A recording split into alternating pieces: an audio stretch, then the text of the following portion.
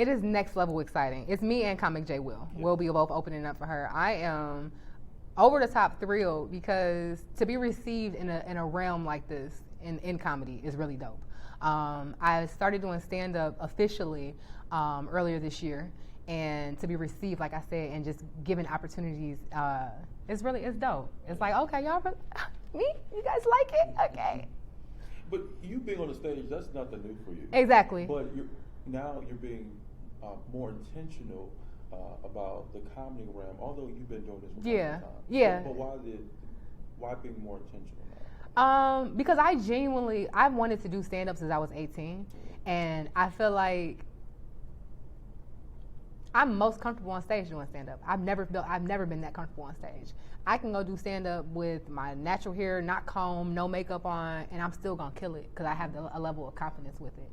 I've never been like that in artistry. I've never been like that, honestly, as a business person or nothing. I love doing it. It's dope. How I end up just being more intentional and actually getting into it was around earlier this year. I was recording the podcast I'm on, Tonight's Conversations, and I was telling Richie some of my goals, like career goals. We do that, like iron sharpens iron. Like me, Keita, Richie, when we're together, like we're like, yo, what can we do this? How can we do that? Like, you know. And I told him that I wanted to do stand-up, but I had been scared. And he was like, you ain't scared, Rand. I'm like, no, I'm scared. Like, I'm legit scared to do stand-up. He's like, but you kind of already do, da-da-da-da. I'm like, all right, I'm about to practice. He's like, all right, for sure. In a month, we gonna start. I'm gonna start adding you to my shows. And in my head, I'm like, all right, whatever. He's just talking, but whatever. And literally a month later, I got tagged to a flyer to a show based in, I think our show was in Columbus on Father's Day. And I was just like, oh, he was serious. Here we go. Let's do it then. And yeah, from there we've been rolling.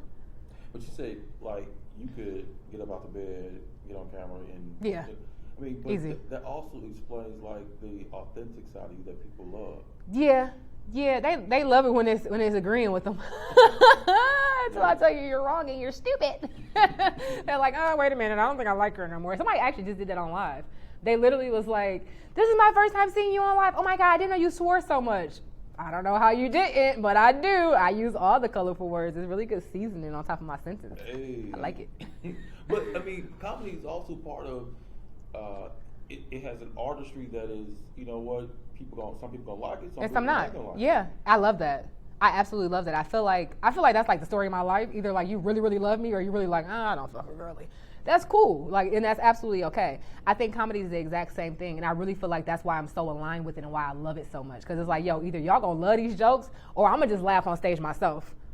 And regardless, somebody's gonna have a good time. It's either you or me. Who's it gonna be?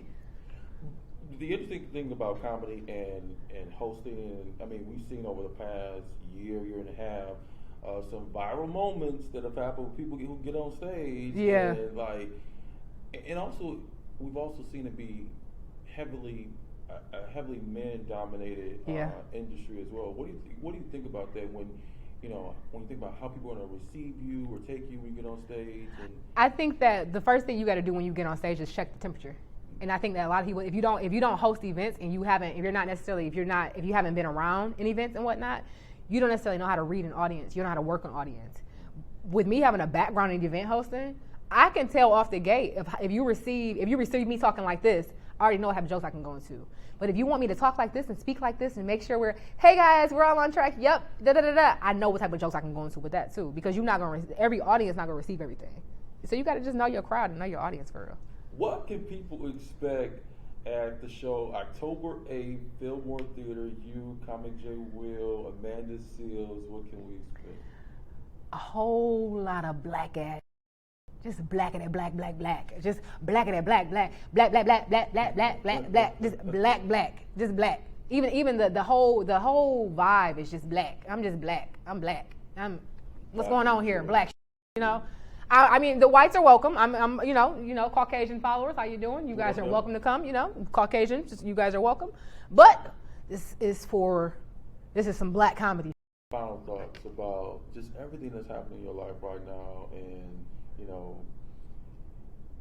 the excitement. I'm sure the entrepreneur you are. Like, how do you balance all of that? I have a strong village between my husband, my parents, and my team. I have a very strong village. It's hard sometimes, but it's worth it. I think what I'm most excited about is to see the growth that can happen within 6, 7, 8 months. To know that this time next year, we probably gonna be sitting on like a movie set doing this type of interview. Okay. That's what I'm excited about. I'm really excited to feel like I'm aligned with something that I'm genuinely called to do. And even if it's not like, because my goal isn't to do like, my goal isn't to be like, I'm about to go to this comedy club and do stand-up, a set for like 30 minutes. That's not my goal. Mm-hmm. My goal is really to be able to do stand-up, to craft, to really, really get into my storytelling ability and take that and be able to direct movies and to do acting and things like that. I know that in comedy, you can't just, I got these followers on Instagram, so I'm about to be a comedian. Mm-hmm. It don't work like that. You got to earn your stripes. So that's what I'm doing right now. I'm earning my stripes for the bigger picture for some other goals. Yeah, because, I mean, that's another angle or side of this culture we live in right now in society where you have IG celebrities mm-hmm. who believe they can transform that likeness or that following into becoming some host. Yeah. Or and you can if you have the skills, or if you're ready to work that muscle. Like, if you might not be the best host out the gate, but if you go to a bar and you ask them if you can host there once a week, within 6 months you're going to be a better host. You might not be the best whatever out the gate, but a lot of the issue that happens there is a lot of these social media influencers that are quote unquote famous or celebrities, they just feel like that's it. You know, it's not a lot of other work that has to be done. You did the work in regards to creating content. I do the work in regards to being able to deliver something, because I can re-record a video 3, 4, 5 times if I have to.